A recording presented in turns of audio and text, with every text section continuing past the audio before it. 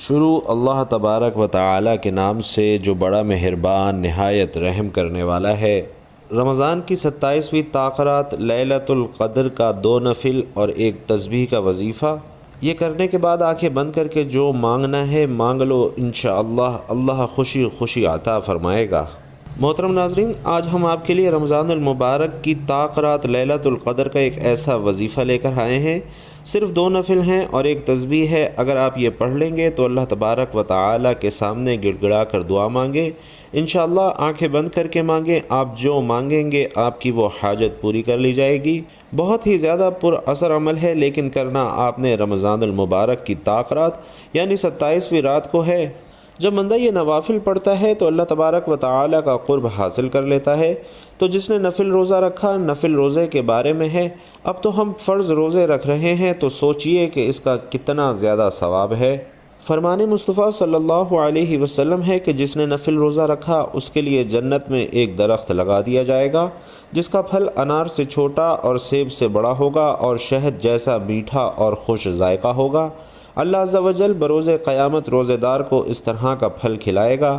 تو آپ لوگ تو ان خوش قسمت لوگوں میں سے ہیں جو رمضان المبارک کے روزے رکھ رہے ہیں اور رمضان میں کثرت سے عبادات کر رہے ہیں۔ رمضان المبارک میں اب آپ نے تاخراتوں میں جو عبادات کرنی ہے ان میں آپ نے خاص طور پہ 27ویں شب لیلۃ القدر کی رات یہ کرنا ہے کہ جب عشاء کی نماز ادا کر لیں، اس کے بعد کوشش کریں کہ نماز حاجت ضرور ادا کریں۔ کوئی بھی 2 رکعت آپ ادا کر سکتے ہیں اور اس کے علاوہ آپ جتنی چاہیں زیادہ سے زیادہ نوافل ادا کریں، کیونکہ نوافل کے ذریعے بندہ اللہ تبارک و تعالی کا قرب حاصل کر لیتا ہے، اللہ تبارک و تعالی کے نزدیک ہو جاتا ہے۔ اور تراویح تو آپ اس رات بالکل نہ چھوڑیں۔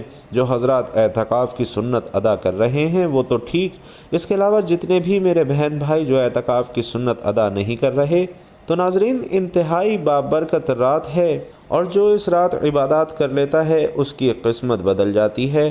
انسان کو پتہ کیسے چلے کہ شب قدر آج کی رات ہے؟ تو اس کی علامات یہ ہیں کہ تاخرات میں پانی جو ہوتا ہے سمندر کا وہ میٹھا ہو جاتا ہے۔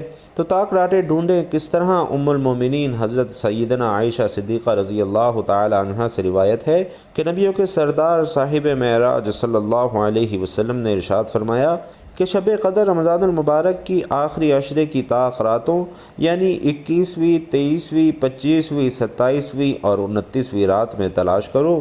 اور حضرت سیدنا عبداللہ بن عمر رضی اللہ تعالی عنہ سے روایت ہے کہ حضور صلی اللہ علیہ وسلم کے بعد صحابہ کرام کو خواب میں آخری 7 راتوں میں شب قدر دکھائی گئی۔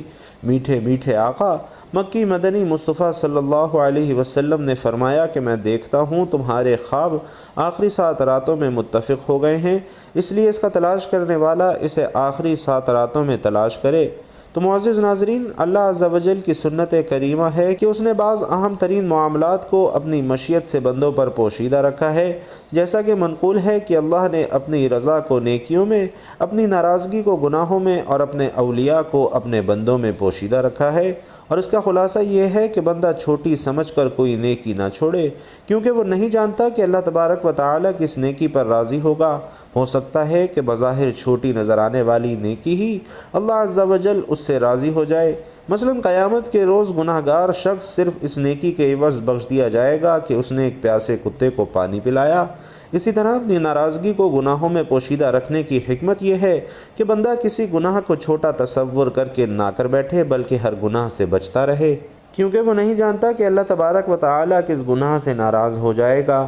لہٰذا جو تاخراتیں ہیں اس میں آپ بیٹھ کر کثرت سے تسبیح پڑھیں۔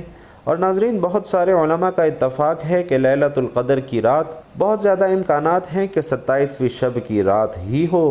سیدنا امام مالک کے نزدیک شب قدر رمضان المبارک کے آخری عشرے کی تاخراتوں میں ہوتی ہے، مگر کوئی ایک رات مخصوص نہیں، ہر سال ان تاخراتوں میں گھومتی رہتی ہے، یعنی کبھی 21ویں شب لیلۃ القدر تو کبھی 23ویں، 25ویں، 27ویں تو کبھی 29ویں شب شب قدر ہو جاتی ہے۔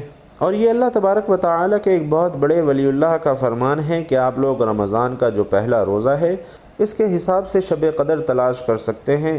تاہم جو بھاری اکثریت ہے وہ یہی کہتی ہے کہ ہر سال ماہ رمضان کی 27ویں شب ہی شب قدر کہلاتی ہے۔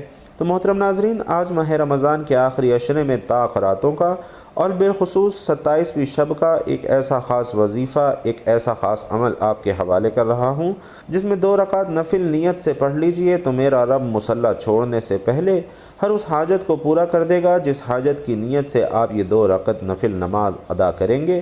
اور ایک تسبیح کا ایسا عمل ہے جسے آپ ہر مشکل پریشانی کے حل کے لیے، ہر طرح کے مسائل کے خاتمے کے لیے پڑھ سکتے ہیں۔ یہ ایک تسبیح آپ کے گھر کے حالات کو بدل دے گی۔ ماہ رمضان کے آخری عشرے میں ایک رات موجود ہے جسے لیلۃ القدر کہا جاتا ہے، جسے شب قدر کہا جاتا ہے، اور اس رات کو 1000 سالوں سے افضل رات کہا گیا ہے۔ اس رات کی فضیلت اور برکت اتنی زیادہ ہے کہ اس رات میں جو بندہ رب کے سامنے بھکاری اور فقیر بن کر بیٹھ جاتا ہے، میرا رب اسے بادشاہ بنا کر اٹھاتا ہے۔ اس رات میں میرا رب اتنا نوازتا ہے کہ مانگنے والا تھک جاتا ہے، لیکن رب کے خزانوں میں کمی نہیں آتی۔ تو اگر آپ بھی رب کی رحمتوں اور برکتوں سے اپنی جھولیاں بھرنا چاہتے ہیں، رب کے خزانوں سے مالا مال ہونا چاہتے ہیں اور منہ سے نکلی ہر بات کو پورا کروانا چاہتے ہیں، اپنی ناممکن حاجات کو پورا کروانا چاہتے ہیں، تو ماہ رمضان کے آخری عشرے میں ان طاق راتوں میں لیلۃ القدر کو تلاش کریں اور کوشش کیجئے کہ ان طاق راتوں میں اور بالخصوص 27ویں شب میں رب کا زیادہ سے زیادہ ذکر و اذکار کریں، رب کو راضی کریں۔ 2 رکعت نفل صلاۃ الحاجات کے بعد اور ایک تسبیح ہر مشکل پریشانی سے حل کے لیے ماہ رمضان کے آخری عشرے کی ان طاق راتوں میں کر لیجئے۔ انشاءاللہ میں یقین سے کہتا ہوں کہ رات 2 رکعت نفل اور ایک تسبیح پڑھ کر سوئیں، صبح اٹھتے ہی رزق اور دولت کے خزانوں کے مالک ہوں گے۔ رب کعبہ کی فوج فرشتے رزق اور دولت دروازے پر چھوڑ جائے۔ جس مقصد کے لیے آپ مارے پھر رہے ہیں، وہ مقصد غیبی خزانوں سے پورا ہو جائے گا، اور آپ کی آنے والی نسلیں بھی انشاءاللہ آباد ہو جائیں گی۔ آپ کی آنے والی نسلوں سے بھی انشاءاللہ رزق ختم نہیں ہوگا۔ تو ناظرین، ان طاق راتوں کی قدر کیجئے۔ ایک چھوٹا سا وظیفہ ہے، 2 رکعت نفل اور ایک تسبیح پڑھنے سے اگر پورے سال کا رزق اور دولت مل جائے، بیٹے بیٹیوں کے رشتے ہو جائیں، من پسند شادی ہو جائے، من پسند نوکری مل جائے، گھر سے بے سکونی بے برکتی کا خاتمہ ہو جائے، دنیا کی ہر حاجت غیبی خزانوں سے پوری ہو جائے، تو اس سے بڑھ کر کوئی وظیفہ نہیں۔ اور ناظرین، یہ موقع سال میں صرف ایک بار ملتا ہے، اور جو بندہ لیلۃ القدر کی رات کو پا لیتا ہے، وہ جھولی پھیلا کر جو مانگتا ہے اللہ اسے عطا فرماتا ہے۔ حضرت سیدنا مالک بن انس رضی اللہ تعالی عنہ بیان کرتے ہیں کہ رسول اللہ صلی اللہ علیہ وسلم کو ساری مخلوق کی عمریں دکھائی گئیں۔ آپ صلی اللہ علیہ وسلم نے اپنی امت کی عمر سب سے چھوٹی پائی تو غمگین ہوئے کہ میری امتی اپنی کم عمری کی وجہ سے پہلے کی امتوں کے جتنے نیک اعمال نہیں کر سکیں گے۔ چنانچہ اللہ پاک نے نبی کریم صلی اللہ علیہ وسلم کو شب قدر عطا فرمائی، جو دیگر امتوں کے 1000 مہینوں کی عبادت سے بہتر ہے۔ اور رسول اللہ صلی اللہ علیہ وسلم فرماتے ہیں کہ جو شخص شب قدر میں ایمان اور اخلاص کے ساتھ عبادت کرے تو اس کے پچھلے گناہ بخش دیے جائیں گے۔ رمضان کے روزوں کی برکت سے گناہ صغیرہ معاف ہو جاتے ہیں، اور تراویح کی برکت سے گناہ کبیرہ ہلکے پڑ جاتے ہیں، اور شب قدر کی عبادت کی برکت سے درجات بڑھ جاتے ہیں۔ علامہ عبد الرؤف مناوی رحمۃ اللہ علیہ اس حدیث کی وضاحت میں نقل کرتے ہیں کہ رمضان کے روزوں اور قیام کے ذریعے ہونے والی مغفرت تو ماہ رمضان کے آخر میں ہوتی ہے، جبکہ شب قدر میں قیام کے سبب ہونے والی بخشش کو مہینے کے اختتام تک مؤخر نہیں کیا جاتا۔ رمضان المبارک کی راتوں میں سے ایک رات شب قدر کہلاتی ہے، جو بہت ہی زیادہ قدر و منزلت اور خیر اور برکات کی حامل رات ہے۔ اسی رات کو اللہ تعالیٰ نے 1000 مہینوں سے افضل قرار دیا ہے، اور 1000 مہینے کے 83 برس 4 ماہ بنتے ہیں۔ 2 نکتے: جس شخص کی یہ ایک رات عبادت میں گزری، اس نے 83 برس 4 ماہ کا زمانہ عبادت میں گزار دیا، اور 83 برس کا زمانہ کم از کم ہے، کیونکہ خیر من الف شہر کہہ کر اس امر کی طرف اشارہ فرما دیا گیا ہے کہ اللہ کریم جتنا زائد اجر عطا فرمانا چاہے اتنا عطا فرمائے گا۔ اس اجر کا اندازہ انسان کے بس سے باہر ہے، اور بے شک ہم نے اس قرآن کو شب قدر میں اتارا ہے۔ اور آپ کیا سمجھے ہیں کہ شب قدر کیا ہے؟ شب قدر فضیلت اور برکت اور اجر و ثواب میں 1000 مہینوں سے بہتر ہے۔ اس رات میں فرشتے اور روح الامین اپنے رب کے حکم سے خیر و برکت کے ہر امر کے ساتھ اترتے ہیں۔ یہ رات طلوع فجر تک سراسر سلامتی ہے۔ ناظرین، حضرت ابو ہریرہ رضی اللہ تعالی عنہ بیان کرتے ہیں کہ حضور نبی کریم صلی اللہ علیہ وسلم نے فرمایا کہ جس نے شب قدر میں حالت ایمان میں ثواب کی غرض سے قیام کیا اس کے سابقہ گناہ بخش دیے جاتے ہیں، اور جس نے ایمان کی حالت میں ثواب کی غرض سے رمضان کے روزے رکھے اس کے بھی سابقہ گناہ معاف کر دیے جاتے ہیں۔ اور حضرت ابو ہریرہ رضی اللہ تعالی عنہ سے مروی ہے کہ حضور نبی کریم صلی اللہ علیہ وسلم نے فرمایا کہ تمہارے پاس رمضان المبارک کا مہینہ آیا ہے، اللہ تعالی نے تم پر اس کے روزے فرض کیے ہیں، اس میں جنت کے دروازے کھول دیے جاتے ہیں اور جہنم کے دروازے بند کر دیے جاتے ہیں، اور سرکش اور شریر شیاطین جکڑ دیے جاتے ہیں۔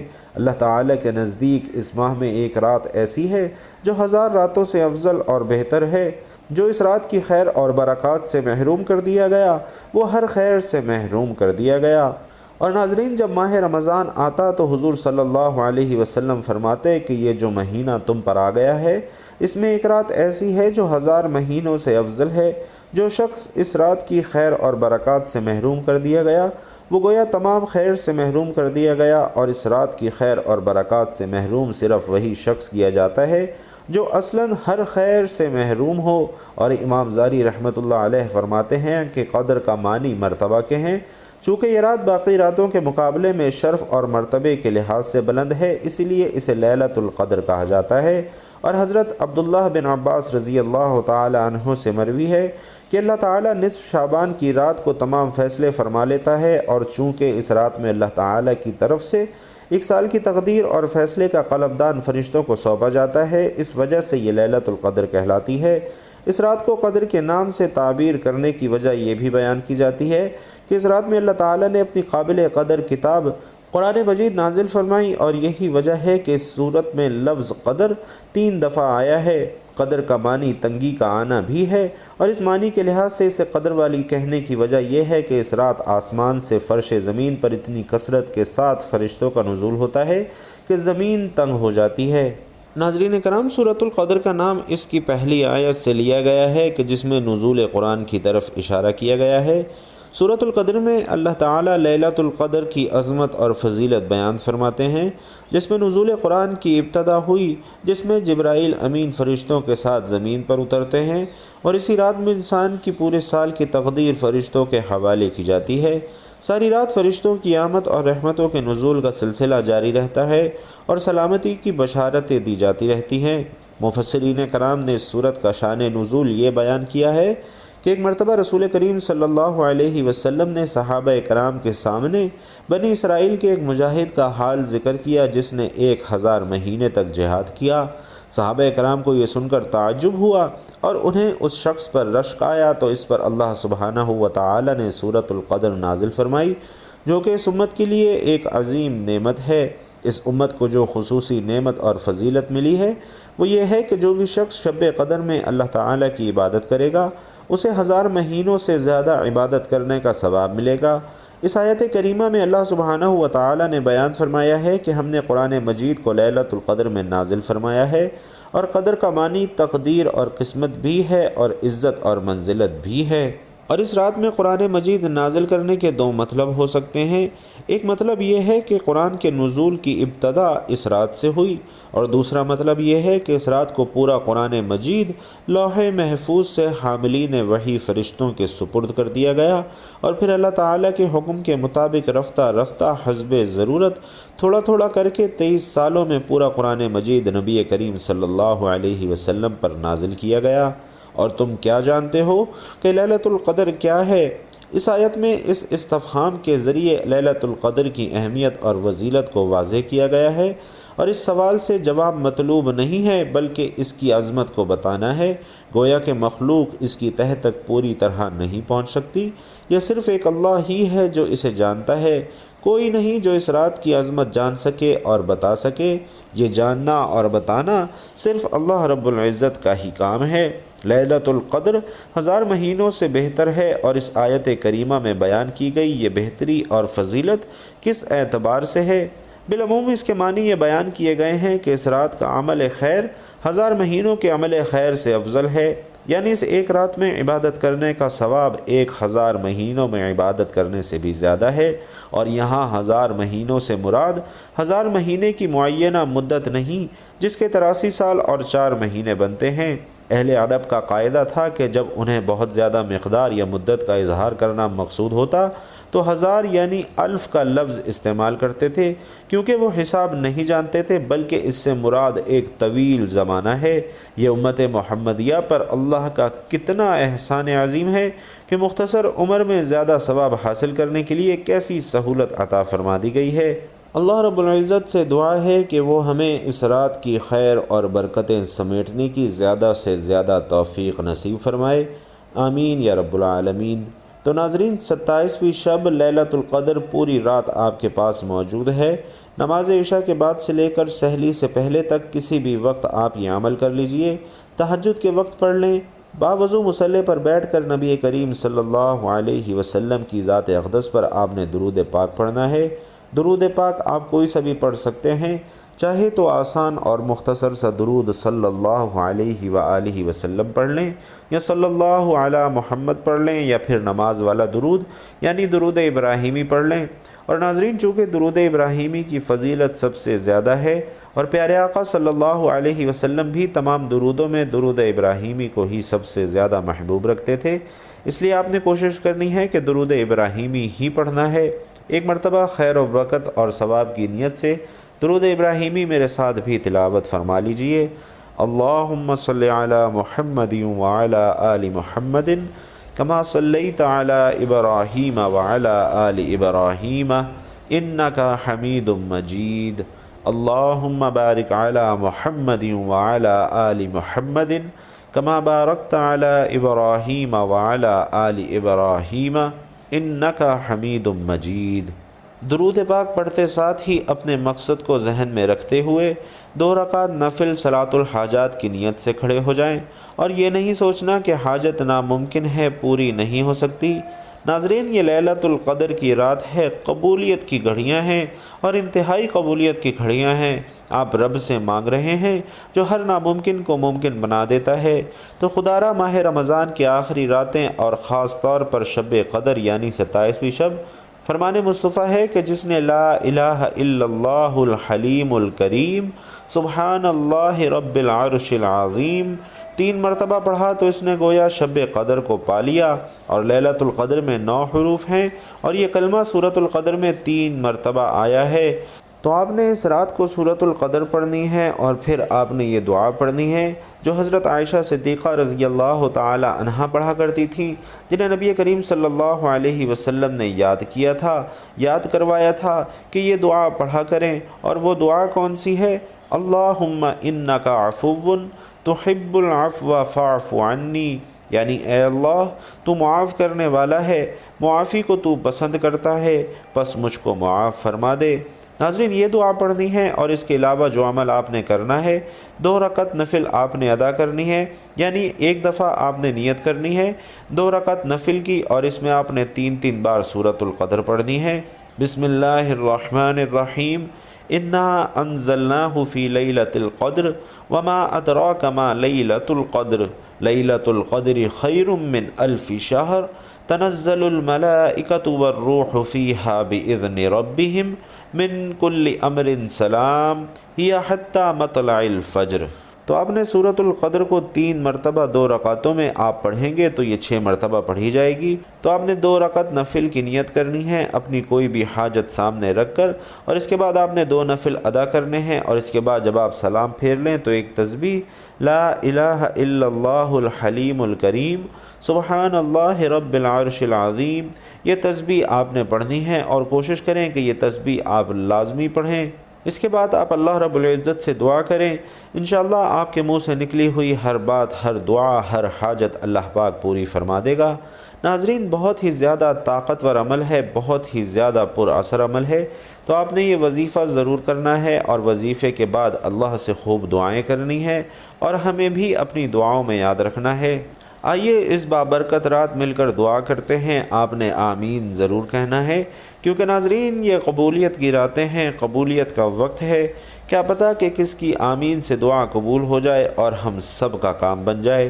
اے اللہ ہمیں عذاب جہنم سے نجات عطا فرما، اے اللہ ہمارے گناہوں کو معاف فرما، اے اللہ ہماری خطاؤں کو درگزر فرما، اے اللہ ہمیں نیکیوں کی توفیق عطا فرما، ہمارے چھپے اور کھلے گناہ، اگلے پچھلے صغیرہ کبیرہ سبھی گناہوں کو معاف فرما، بے شک تیری معافی بہت بڑی ہے۔